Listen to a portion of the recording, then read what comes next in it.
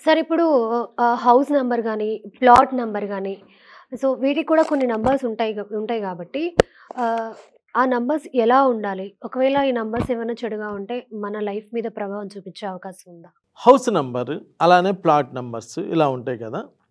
Okay. మనం నివసించేటువంటి ఇంట్లో ఉండేటువంటి ఆ ఇంటికి ప్రతి ఇంటికి ఒక నంబర్ ఉంటది.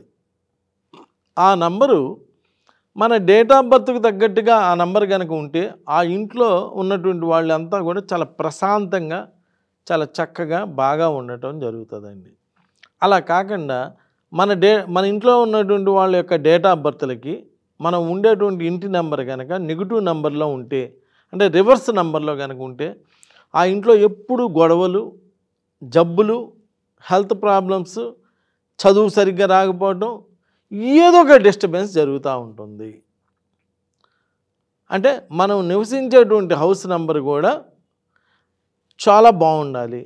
అసలు బాగా పైకొచ్చే సెలబ్రిటీస్ అందరండి పోతే పోయింది ఫీజు అని చెప్పి ఇన్ని జాగ్రత్తలు తీసుకుంటారు. ఏది మనం ఉన్న హౌస్ నెంబర్ కరెక్ట్‌గా ఉందా లేదా? అసలు మన ప్లాట్ నంబర్ బాగుందా లేదా? మన వెహికల్ నంబర్ బాగుందా లేదా? మనం మనం వాడుతున్నటువంటి వెహికల్ అన్నీ కూడా మన డేట్ ఆఫ్ బర్త్‌లకు తగ్గట్టుగా ఉన్నాయా లేదా? మన పేరు బాగుందా లేదా? మన పిల్లల పేర్లన్నీ కూడా అన్నీ అనుకూలంగా ఉన్నాయా లేదా?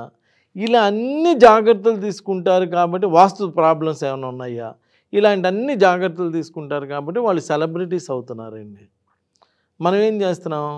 ఏదో ఒకట్లే, ఏదైతే ఏమైందిలే, ఏదో ఒక పేరు, పిల్లలకి ఏదో ఒక పేరు, ఏదో ఒక డెలివరీ డేటు, ఏదో ఒక వెహికల్ నంబరు, ఏదో ఒక ఇంటి నంబరు, ఏదో ఒకటి అని చెప్పి ఇలా పేదరికాన్ని అనుభవించాల్సి వస్తుంది.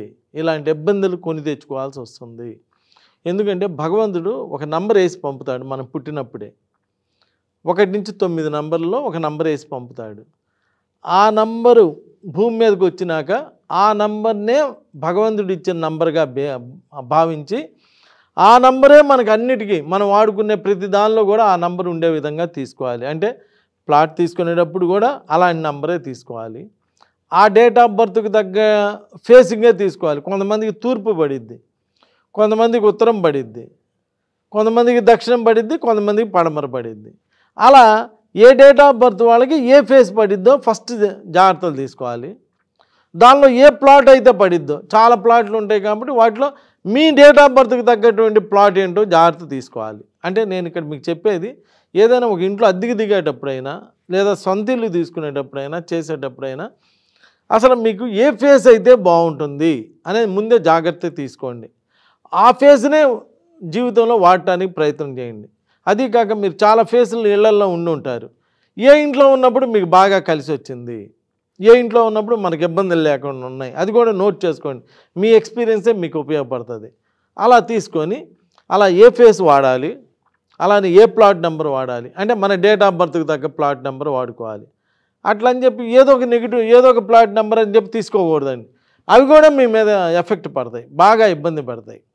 కాబట్టి అలాంటి ప్లాట్లు కాకుండా మీ డేట్ ఆఫ్ బర్త్‌కి తగ్గట్టుగా ఏ ప్లాట్ ఉన్నది, ఆ ప్లాట్ అయితే మీకు ఎలా ఉపయోగపడుతుంది, మీ డేట్ ఆఫ్ బర్త్‌కి మీ ఇంట్లో వాళ్ళ డేట్ ఆఫ్ బర్త్‌లకి అనుకూలంగా ఉందా లేదా చూసుకోవాలి.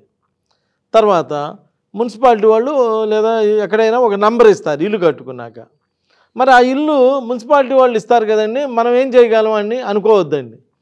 ఆ ఇచ్చినటువంటి ఆ నంబర్‌కి పక్కన ఏదైనా ఒక అక్షరం కలిపి కానీ, లేదంటే తీసేయటం వల్ల కానీ ఆ ఇంటి నంబర్ వరకు, అంటే మీరు పన్నులు అవన్నీ కట్టేటప్పుడు వాళ్ళు గవర్నమెంట్ ఇచ్చినటువంటి నంబర్ వాడినా, మీరు వేసుకునేటువంటి నంబర్లో ఆ నంబర్లో పక్కన ఒక చిన్న నంబర్ కలుపుకొని మీ డేట్ ఆఫ్ బర్త్‌కి తగ్గ నంబర్ వేసుకోవాలి. లేదా కుదిరితే ఆ హౌస్ నంబర్ తీసుకునేటప్పుడే మీరు ఇప్పుడు సపోజ్ అపార్ట్మెంట్లు కొంటున్నారు అనుకోండి, మీ డేట్ ఆఫ్ బర్త్‌కి తగ్గటువంటి అపార్ట్మెంట్ నంబర్ తీసుకుంటే మంచిది. అలా తీసుకోకపోయినా మీరు తర్వాత దాన్ని మీ డేట్ ఆఫ్ బర్త్‌కి తగ్గట్టుగా ఆ ప్లాట్ నెంబర్ మార్చుకుంటే బాగుంటుంది. ఇలా ఎంతోమందిని నేను చూశానండి. ఆ ప్లాట్ నెంబర్ మార్చంగానే చాలామందికి ఆ ఇల్లు బాగా కలిసి రావటం. కొంతమంది ఒక్కొక్క ఇల్లు కొనాలని ఎంత ప్రయత్నం చేసినా అలా రాకపోతుంటే అలా నంబరు సెట్ చేసుకున్నాక ఆ నంబర్దే కొనుక్కోవాలని చెప్పి ట్రై చేసినాక కొనుక్కోవటం. కొంతమంది ఇల్లు అమ్ముడు పోకుండా చాలామంది ఇబ్బంది పడుతుంటారు, ఇది అమ్మేసి ఇంకోటి కొనుక్కోవాలని. అలా ఇబ్బంది పడుతూ లేనప్పుడు దానికి ఇంకో నంబర్ యాడ్ చేస్తే ఆ ఎమ్మటే బేరం వచ్చి అమ్ముడు పోవటం. ఇలా ఎన్నెన్నో అనుభవాలు చూశానండి. కాబట్టి మీరు ఏదన్నా ఇల్లు కొనుక్కోవాలనుకున్నా, ప్లాట్ కొనుక్కోవాలనుకున్నా, లేదంటే ఏదన్నా చేయాలనుకున్నప్పుడు మీకు మీరు మొండిగా వెళ్ళిపోమాకండి. అలా మొండిగా వెళ్ళిపోవటం వల్ల పెద్ద మనకు ఒరిగిందేం లేదు.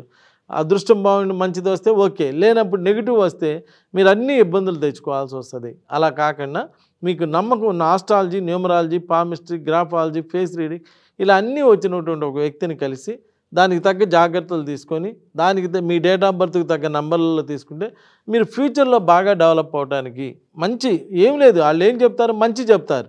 మీకు ఏది మంచో అది చెప్తారు. అది మీకు కూడా అర్థమైపోయింది. ఇప్పుడు మీరు 1వ తారీఖు పుట్టారమ్మా, 19వ నంబర్లో ప్లాట్ తీసుకోండి అమ్మా అని చెప్తే ఓహో 1 + 9 10 1 అని చెప్పి అలా దానికి తగ్గట్టుగా మీరు వెళ్తారు.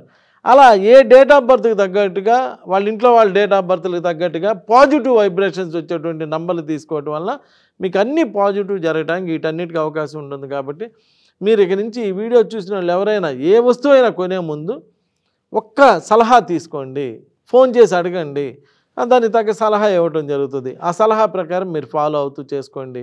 మీరు మంచి బెస్ట్ ఫ్యూచర్ అనిపిస్తారు. మీరు బాగుంటే మన దేశం బాగుంటుంది. మన దేశం బాగుంటే మనందరం కూడా మంచిగా నెంబర్ 1 కంట్రీలో హ్యాపీగా మన జీవితాలన్నీ కూడా బాగుంటాయి.